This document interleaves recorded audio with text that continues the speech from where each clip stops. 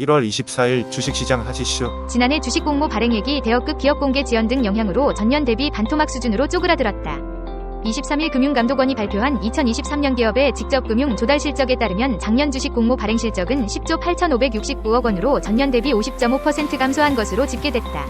IPO는 119건, 3조 5,997억 원으로 전년 대비 사건 증가했으나 규모는 73% 감소했다. 대여급 기업의 상장 일정 지연으로 건당 평균 공모 규모가 전년 대비 급감한 영향으로 풀이된다.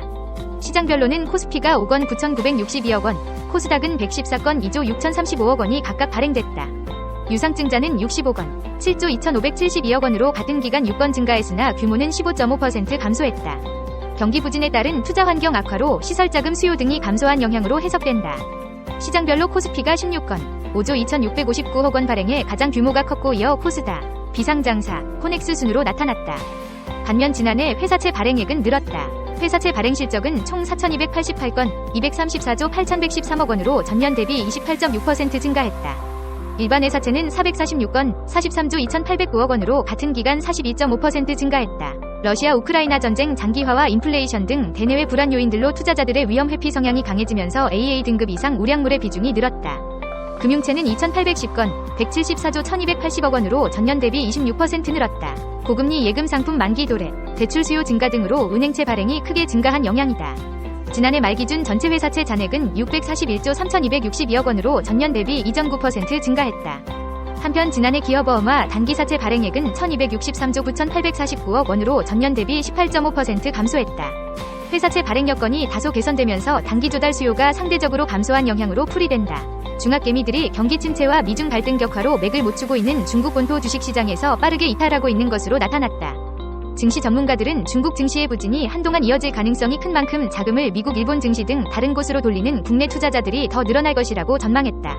24일 한국예탁결제원에 따르면 국내 투자자들이 홍콩을 통해 중국 상하이 선전증권거래소에 투자한 주식 보관액은 지난해 12월 말 9억 7,279만 달러에서 이달 22일 9억 177만 달러로 7,102만 달러 감소했다.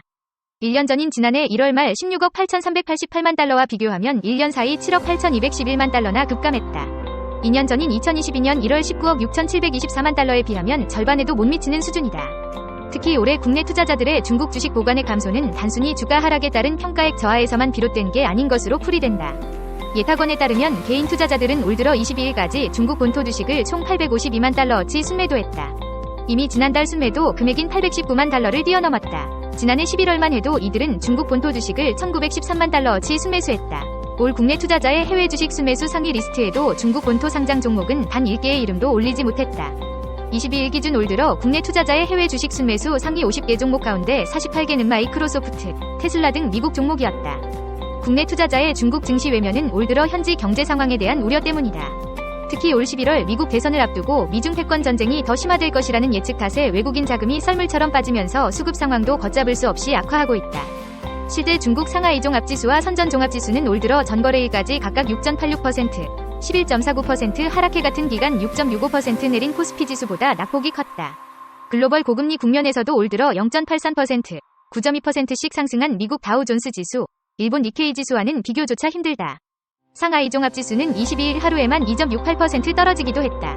중국 본토의 부동산 경기가 장기 침체에 빠진 상황에서 중앙은행인 인민은행이 사실상 기준금리 역할을 하는 1년물 대출 우대금리를 연 3.45%에 동결하기로 한 영향이다.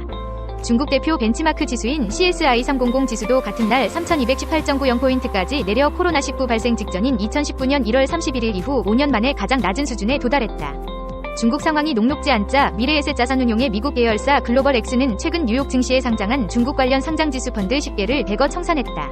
10개 종목의 순자산 운용 규모만 6,529만 달러에 이른다. 전문가들은 근시일 내 증시 반등이 어렵다고 보고 투자 심리도 당분간 반전의 모멘텀을 찾기 어려울 것이라 내다봤다. 박수진 미래에셋증권 연구원은 부동산 거래도 주춤하고 외국인 매도 규모도 커 중국 증시 전망은 어둡다며 시장 참여자들이 중국 당국의 경기 부양책을 기다리고 있는 상황이라는 점에서 저가 매수할 때도 아니라고 본다고 진단했다. 꿈의 배터리로 불리는 전고체 배터리 분야 소재 장비 개발에 중소기업들이 뛰어들고 있다. 스마트 광학기업 IL사이언스는 송성근 대표와 가천대 소재 차세대 2차 전지 R&D 센터의 고재환 박사가 공동 저자로 저술한 논문이 최고 권위의 국제학술지 카본에 등재됐다고 밝혔다. IL사이언스와 가천대 연구진은 전고체 전지를 위한 차세대 음극을 개발 중이며 2019년부터 2023년까지는 실리콘 음극 고성능화 연구를 진행했다. 카본은 탄소 재료 분야 및 저차원 탄소 기반 나노 구조를 전문으로 다루는 저널이다. 카본을 출간하는 엘스비어는 1880년 네덜란드 암스테르담에서 설립돼 144년의 역사를 자랑하는 과학, 기술, 의학 분야 전문의 아카데믹 퍼블리셔다. 이번 논문은 차세대 2차 전지 R&D 센터의 고재환 박사, IL 사이언스의 송성근 대표, 가천대학교 전지 및 에너지 변환 연구소의 윤영수 교수 및 석사과정 강하은 씨가 공동으로 저술해 발표했다. 논문 제목은 리튬이온 배터리용 실리콘의 부피 팽창을 억제하고 전기 전도도를 높이기 위한 탄소 나노튜브와 그래핀을 활용하는 최근의 진전이다. 고재환 박사는 실리콘은 높은 이론 비용량, 낮은 작동 전입, 풍부한 자원 등이 장점으로 리튬과 마찬가지로 유망한 음극물질이라며 본 논문은 실리콘 음극의 고성능화를 위해 고강도 고전도성 카본 나노 소재인 탄소 나노튜브와 그래핀을 활용한 최근 연구 동향을 다루고 있다고 설명했다.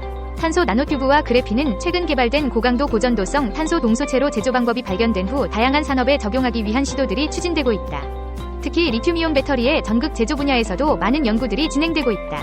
이번 논문에서는 고성능 고안정성의 실리콘 컴포지트 전극 개발을 위한 기능성 물질로서 탄소 나노튜브와 그래핀을 적용한 사례와 각 연구들의 평가 결과들을 정리했다. IL 사이언스는 이 논문에서 소개된 연구들을 토대로 나노튜브와 그래핀을 활용한 실리콘 컴포지트의 상용화에 적용한다는 계획이다.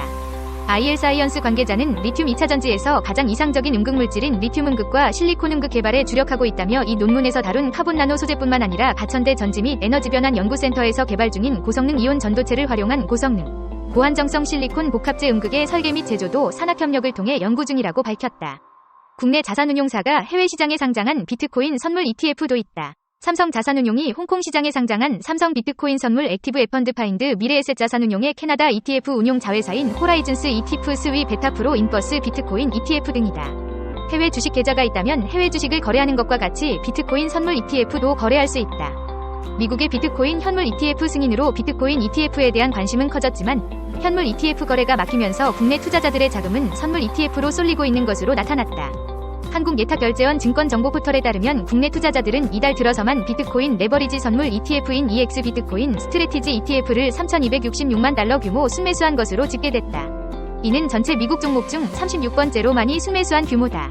다만 비트코인 가격을 직접 추종하고 가격 변동에 직접 노출돼 운용 보수가 낮은 현물 ETF에 비해 선물 ETF는 선물 계약을 차근월물로 롤오버해야 하는 매매 비용에 따라 운용 보수가 상대적으로 높다는 점을 고려해야 한다.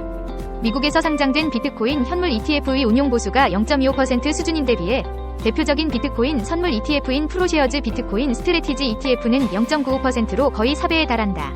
또 현물 ETF와 비교해 비트코인 가격과 괴리율도 높을 수밖에 없다. 아울러 투자에 나서기 전 해외 상장 ETF에 대한 높은 세금도 따져봐야 한다. 해외 상장 ETF의 매매 차익에 대해서는 연 250만 원을 공제하고 초과 금액에 대해서는 22%의 양도소득세가 부과된다.